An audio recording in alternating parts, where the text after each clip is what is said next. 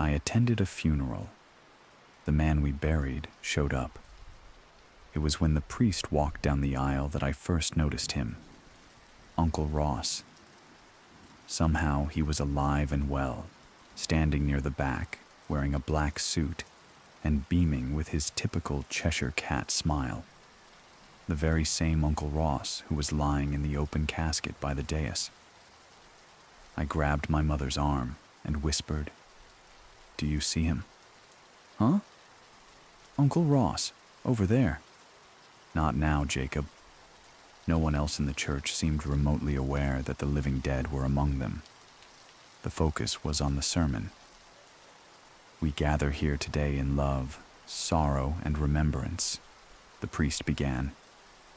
When I looked back, Uncle Ross was sitting a row closer than before.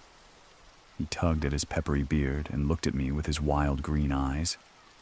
"Hey, Jakey!" Unwittingly, I let out a scream. The priest paused. Everyone looked at me. My mother grabbed me by the shoulder. "Jacob, what's wrong?" Can't you see him?" "See who?" Everyone gave me the side eye, clearly perturbed by the spasm of a young boy. No one seemed to notice the obviously visible, smiling Uncle Ross amidst the crowd. I pointed to where I saw him, standing 3 pews down. "Uncle Ross," I said, half whispering, half confused. My mother glanced back and shook her head. She grabbed my hand with a stern look. "Are you going to behave?" Everyone was looking at where I had pointed to. No one appeared to notice Uncle Ross, but I could see him. In fact, my uncle smiled at me, looked around himself, and shrugged in a joking way as if to say, "Uncle Ross, haven't seen him." I turned and closed my eyes. There was no way this was happening. There was no way this was happening. I focused on the priest, on the old, warbly tenor of his voice. A grandson, brother, and a lifelong employee of CERN, our dearly departed made several significant contributions in his life. He had, as many said, a brilliant mind, and always lit up any room he was in.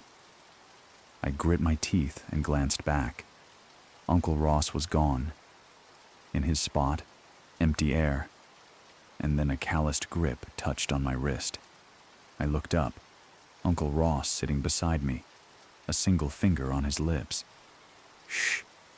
A moment ago, the spot beside me was bare, and now my uncle smiled, giggling through his teeth. Fear froze me stiff. "Just pretend I'm not here, Jakey. Don't mind me any mind." My mother hadn't turned an inch. She was ignoring me and watching the priest. "Isn't it funny?" Uncle Ross chuckled. He was speaking on a wavelength that clearly only I could hear. "All these clodpoles think I'm dead. They think I'm dead, Jakey. But that's not my real body. No, that's just the duplicate. That's just the decoy." I turned away from this ghost and kept my eyes on the priest. I didn't know what was happening, but I knew it wasn't supposed to be happening. "I chose you on purpose, Jakey. You were the youngest. It had to be you." My uncle's breath felt icy on my ear. My whole neck was seizing up. "You'll be the one to turn on the machine in 50 years. That's all I need you to do. Turn on the machine in 2044. I'll tell you more when the time comes." He cleared his throat and patted my right knee. My entire lower body seized up too. Uncle Ross left his seat and walked out into the front aisle. "You and I versus the world, kid. Now how about we make this funeral memorable, huh?" Uncle Ross grinned. "Let's commemorate a little." He walked up onto the dais and stood right next to the Reverend. Although we lost him in an unfortunate accident, his warmth, his influence, and of course his scientific contributions will live on for many decades to come. Uncle Ross lifted his hand, made a fist, and then calmly phased it through the priest's head. It's as if my uncle was a hologram. Then Uncle Ross's pudgy 2 fingers poked out of the priest's eyes, as if the priest was being gouged from the inside. The pudgy fingers wiggled and swam around the old man's entire scalp. The Holy Father froze. A glazed look befell his eyes. Silence in the church. Everyone's breath stopped. "Father Remy, is everything—" The priest collapsed to the floor, flipping and contorting violently. The seizure made him roll, spasm, and audibly tear ligaments. "Oh my goodness! Someone help!" A thin man in a tweed suit stepped out from the front, someone from Uncle Ross's work. The tweed man cleared all of the fallen candles off the stage and sat beside the spasming reverend, protecting the old man's arms from hitting the podium. "And look there, Jakey!" Uncle Ross hunched over, standing over top of the tweed man. "That's Leopold. Look at him, such a good Samaritan." My uncle pointed at Leopold's head. This colleague of mine was the only one smart enough to understand my work. He knew what I was trying to accomplish in particle physics. Uncle Ross walked over, his legs phasing through the struggling priest, and then squatted right beside his colleague. "And now, he shall know no more." My uncle wrapped Leopold in a bear hug, phasing into his entire head and torso. The back of my uncle's head was superimposed over Leopold's shocked face. Blood gushed out of Leopold's nose. He fell and joined the priest, seizuring violently on the stage. Dear God! Leo. Everyone stared at the dais. There were now 2 convulsing men whipping their arms back and forth, smacking themselves into the podium. My mom moved to help, but I yanked her back. "No, get away!" "Jacob, what are you—" "Ah!" My aunt's scream was deafening. She watched in horror as her husband also fell. He rolled in the aisle, frothed at the mouth, and joined the contagious seizure spreading throughout the church. My uncle stood above him, laughing. "Flopping like fish." I tugged with inhuman strength. That's how my mother always described it. Inhumane strength. I pulled us both down between the pews and out the back of the church. After dragging my mom into the parking lot, I screamed repeatedly to, "Open the car and drive! Drive! Drive! Drive!" My heart was in pure panic.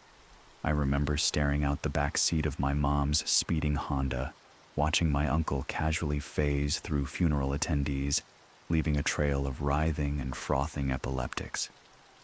As our car turned away, my uncle cupped around his mouth and yelled, "Remember, Jakey, you'll be the one to turn on the machine. You'll be the one to bring me back." I was 8 years old when that incident happened. 8. Of course, no one believed me, and my mother attributed my wild imagination to the trauma of the event. It was described as a mass psychogenic illness, a freak occurrence unexplainable by the police, ambulance, or anyone else. Most of the epileptic episodes ended, and people returned to normalcy. Sadly, some of the older victims, like the priest, passed away. I'm in my late 30s now, and although you may not believe me, that story is true. My whole life I've been living in fear, horrified by the idea of encountering mad Uncle Ross yet again. He was said to have lost his mind amongst academic circles, spending his last year at CERN on probation for equipment abuse. People had reportedly seen him shoot high-powered UV lasers into his temples. He became obsessed with something called particle decoherence, a theory that was thoroughly debunked as impossible. I've seen him in nightmares. I've seen him in bathroom reflections. Sometimes I can feel his icy cold breath on my neck. I've seriously been worried almost every day of my life that he's going to reappear again at some large group gathering and cause havoc. But thankfully that hasn't happened. Not yet. However, I have a feeling it will happen again soon. You see, yesterday I had a visitor. Although graying and blind in one eye, I still recognized Leopold from all those years ago. He came out of the blue with a package at my apartment and said that there had been a discovery regarding my late uncle. It was an old basement room hidden behind a wall, Leopold said. The only reason we discovered it was because the facility was undergoing renovations. He lifted a small cardboard box and placed it on my kitchen counter.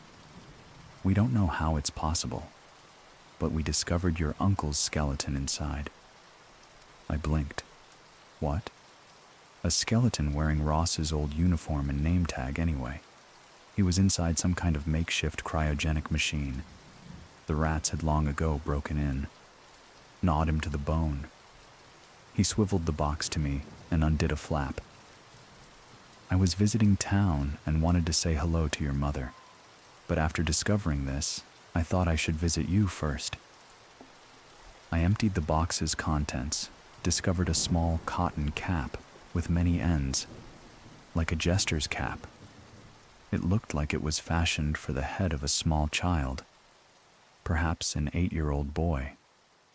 As I'm sure you know, your uncle was not well of mind in his final months at Geneva. We could all see it happening. He was advised to see many therapists. I don't believe he did.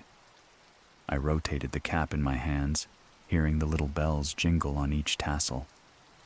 But I knew he always liked you. He spoke highly of his nephew. I looked into Leopold's remaining colored eye. He did?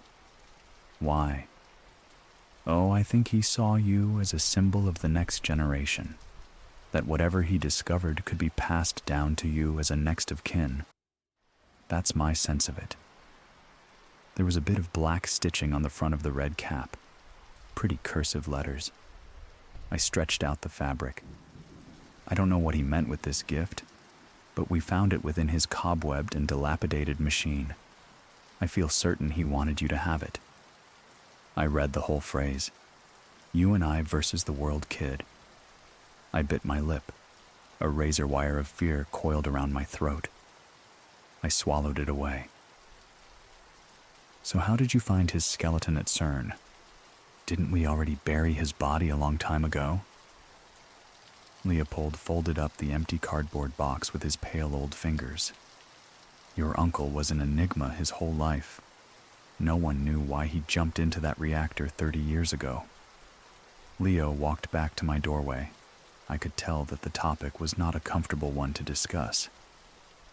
I've spent a notable portion of my life trying to figure out what your uncle was thinking, but it's led me nowhere. His theory of particle decoherence was sadly proven false. I wanted to offer Leopold a coffee or something. He had only just arrived, but he was already wrapping his scarf back around his neck. Hey, you don't have to leave just yet. Some kind of heavy weight fell upon Leopold, something too dark to explain. He took a few deep breaths and then, quite abruptly, grabbed both of my shoulders. He wanted you to have it okay. Just take it.